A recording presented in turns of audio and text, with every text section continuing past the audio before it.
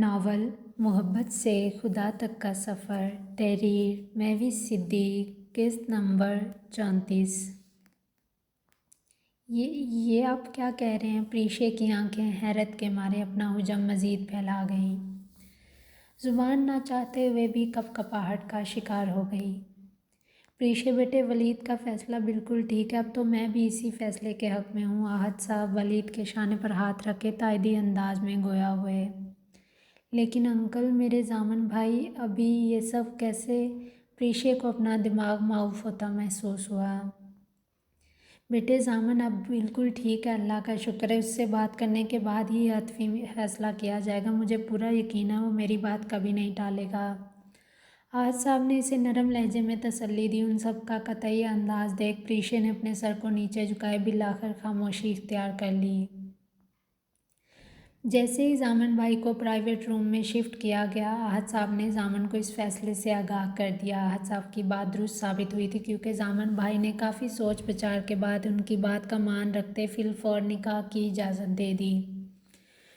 شیزہ بھابھی بس منہ بسور کر رہ گئیں۔ انہیں اس فیصلے سے رتی برابر بھی فرق نہیں پڑا۔ پریشے کل کی جاتی آج جائے، انہیں اس سے کیا لینا دینا؟ اس سب میں وہ اس حقیقت کو یکسر فراموش کر چکی تھی کہ اس حادثے کا ذمہ دار کوئی اور نہیں بلکہ اس کا اپنا سگا بھائی حاذق ہے۔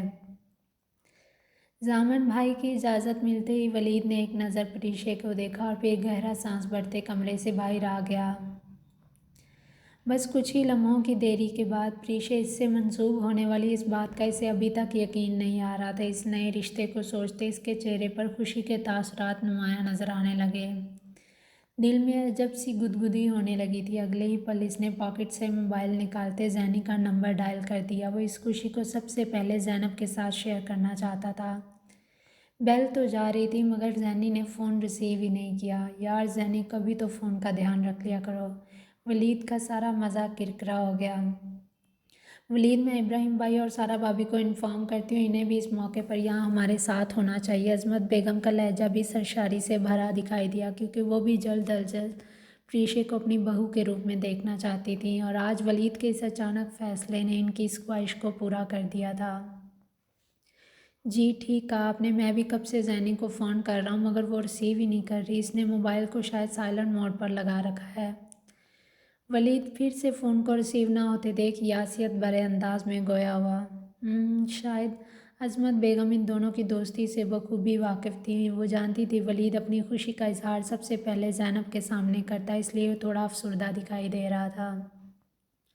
عظمت آپ یہاں مینیج کریں، باقی کے سارے انتظامات میں دیکھ لیتا ہوں۔ ضامن بھائی سے ملاقات کے بعد کمرے سے باہر آتے احد صاحب مصروف انداز میں کہتے وہاں سے چلے گئے۔ ماما، میرا فیصلہ ٹھیک تو ہے نا؟ پریشے کو برا تو نہیں لگا؟ ولید یہ تسلی اپنی دوست زینب سے چاہتا تھا، مگر اس سے بات نہ ہونے کی صورت میں ولید نے عظمت بیگم کے سامنے اپنے خدشے کا اظہار کر دیا۔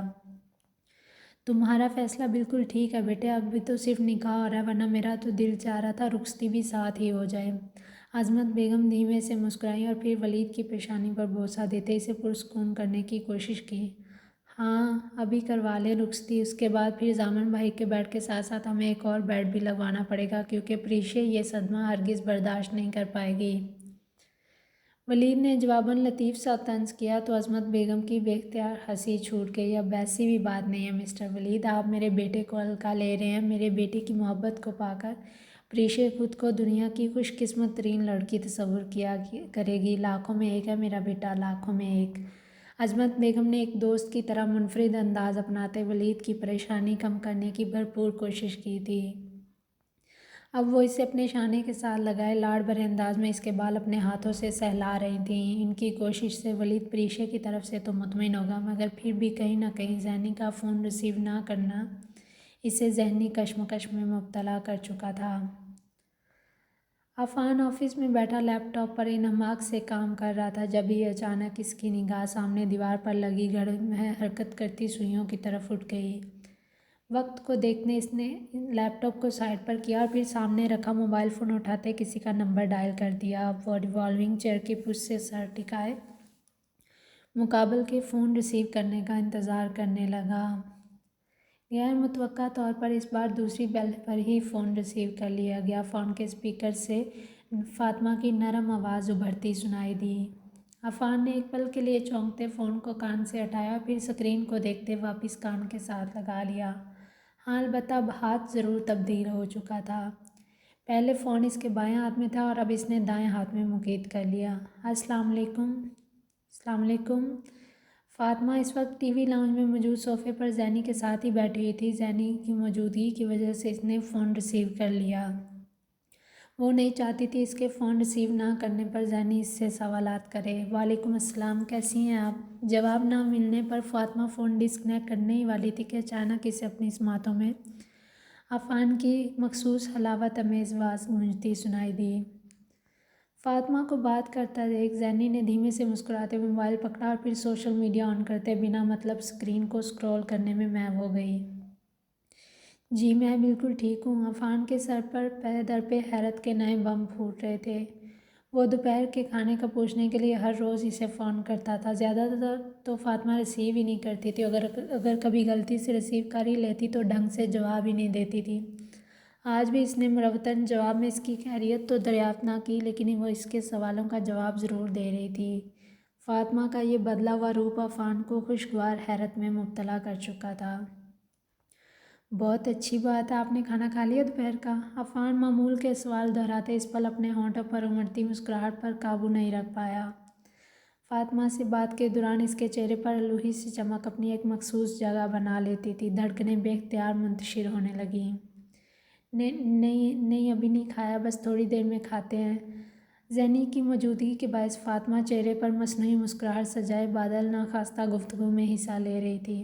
فاطمہ آپ کی طبیعت تو ٹھیک ہے نا؟ عفان کی آنکھیں اس وقت حیرت کے مارے اپنا حجم مزید پھیلا گئیں۔ جی۔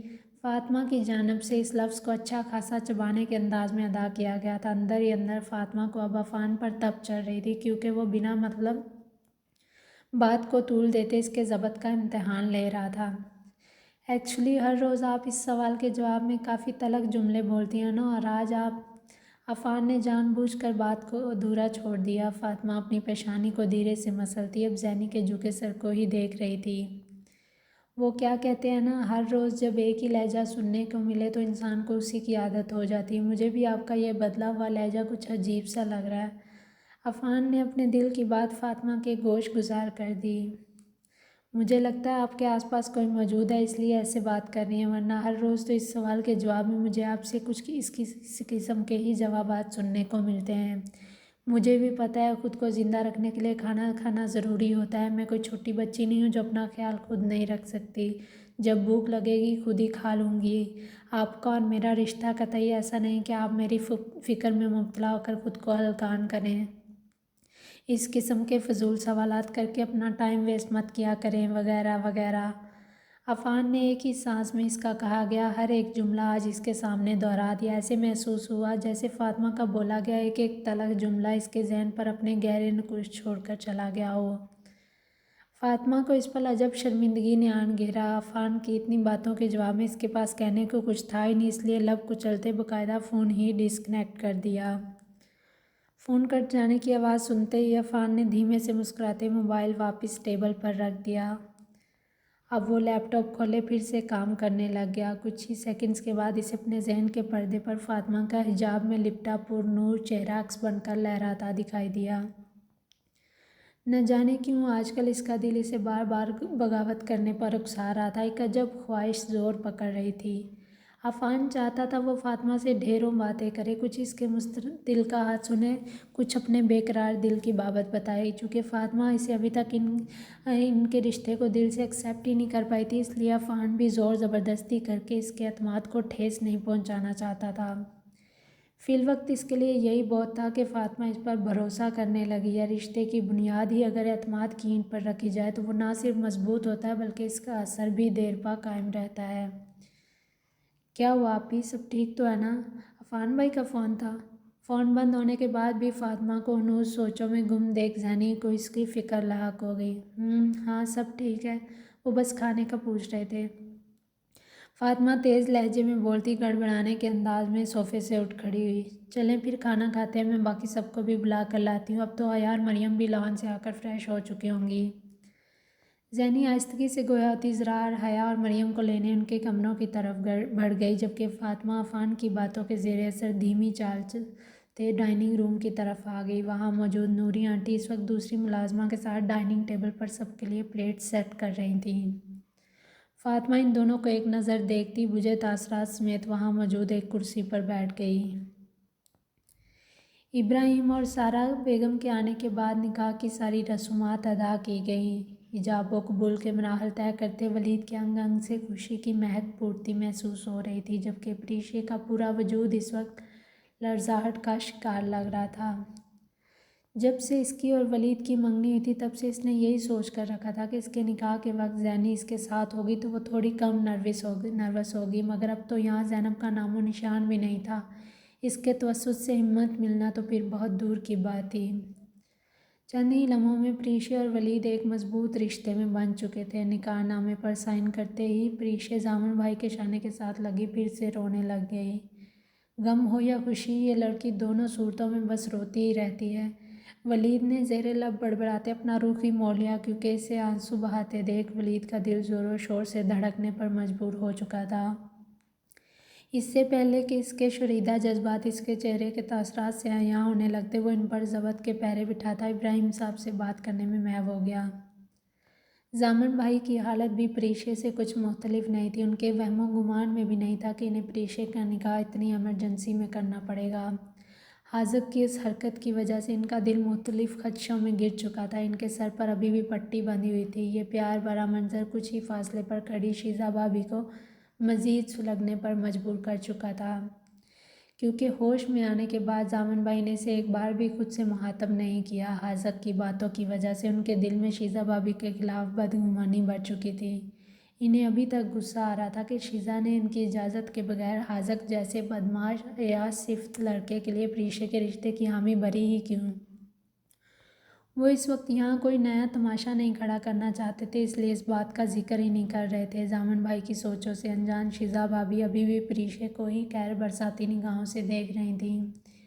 انہیں ضامن کا نظر انداز کرنا بری طرح کھل رہا تھا۔ وہ پریشے کے ساتھ بھلے جیسا مرضی سلوک روا رکھتی ہوں، لیکن یہ بات بھی 100% سچ تھی کہ وہ ضامن سے بے انتہا محبت کرتی تھی، انہیں کھونے کا تو تصور بھی نہیں کر سکتی تھیں۔ اسی محبت کے پیش نظر اپنے بھائی کی ازدواجی زندگی کی وجہ سے پریشے ان کی بڑی سے بڑی بات بھی نظر انداز کر دیتی تھی۔ وہ ہرگز نہیں چاہتی تھی اس کی وجہ سے ان کا آپسی رشتہ خراب ہو، نہ ہی اس نے یہ سب کبھی جتانے کی کوشش کی۔ اس کے لیے اپنے بھائی کی خوشی سب سے زیادہ اہمیت رکھتی تھی۔ معمول کی فراغت کے بعد اذلان لیپ ٹاپ تھامے بیڈ پر آن بیٹھا۔ وہ اس وقت اپنے مشن کی رپورٹ کا سرسری جائزہ لے رہا تھا۔ بیڈ کی دوسری سائیڈ پر بیٹھی زینب اس وقت کوئی اسلامک کتاب پڑھنے میں مصروف تھی۔ اذلان کو یہیں بیٹھتے دیکھ زینب اپنے کمفرٹر کو درست کرتی ایک کارنر میں سمٹ کر بیٹھ گئی۔ ہمیشہ کی طرح اس کے آس پاس مختلف ٹیڈی بیئر کا ڈھیر جمع تھا۔ اذلان ان ٹیڈی بیئر کو مسکراتی نگاہوں سے دیکھنے کے بعد زینب کے سنجیدہ چہرے پر ایک نظر ڈالتا پھر سے کام میں جٹ گیا۔ وقفے وقفے سے زینی کے فون کی بجتی گھنٹی بار بار اس کی توجہ میں خلل پیدا کر رہی تھی۔ زینب فون ریسیو ہی نہیں کر رہی تھی۔ جب فون آتا سرخ بٹن پر ہاتھ رکھتی کال بند کر دیتی۔ فون ان دونوں کے درمیان بیڈ پر رکھا ہوا تھا۔ پھر سے بیل کی آواز گونجنے پر اذلان کی نگاہ بے اختیار فون کی اسکرین کی طرف اٹھ گئی۔ اسکرین پر اس وقت ولی کالنگ کے الفاظ جگمگا رہے تھے۔ زینی نے ہر بار کی طرح اس بار پھر وہی سرخ بتی پر ہاتھ پھیرتے فون بند کر دیا۔ وہ سر جھکائے اس وقت کتاب پڑھنے میں مصروف تھی یا پھر ایسا صرف پوز کرنے کی کوشش کر رہی تھی۔ فون کیوں نہیں ریسیو کر رہی آپ؟ چھٹی بار پھر سے فون آتا دیکھ اذلان نے گہرا سانس بھرتے لیپ ٹاپ بند کیا، پھر نرم لہجے میں زینی سے استفسار کرنے لگا، کیونکہ فون کی تواتر سے بجتی گھنٹی کی وجہ سے وہ بار بار ڈسٹربنس کا شکار ہو رہا تھا۔ کیونکہ مجھے بات نہیں کرنی، زینی بنا سر اٹھائے اسپاٹ انداز میں گویا ہوئی۔ بات نہیں کرنی؟ لیکن کیوں؟ اذلان کو اچنبھا سا ہوا۔ اس کا انداز حیرت سے بھرا ہوا تھا، کیونکہ وہ اچھی طرح جانتا تھا زینی تو ولید سے بات کر کے ہمیشہ خوش ہو جایا کرتی تھی۔ اذلان کے کیوں جیسے الفاظ سنتے زینی کے چہرے پر کرب کی لہر نمایاں ہوگی۔ اسے ایسا محسوس ہوا جیسے اذلان یہ سوال پوچھ کر اس کے زخموں پر نمک چھڑک رہا ہے۔ وہ ابھی تک یقین نہیں کر پا رہی تھی کہ اذلان اس کے اور ولید کے رشتے کو لے کر غلط فہمی کا شکار ہو چکا ہے۔